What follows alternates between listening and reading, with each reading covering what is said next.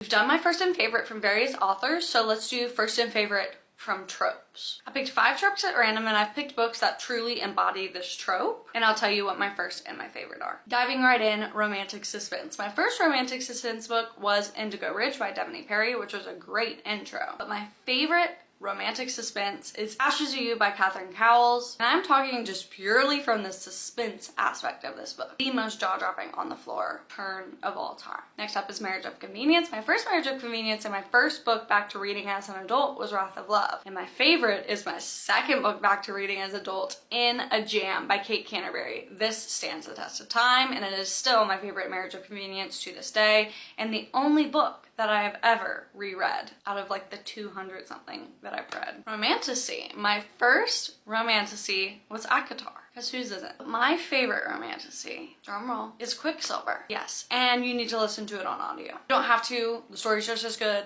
but the audio performances are so incredible.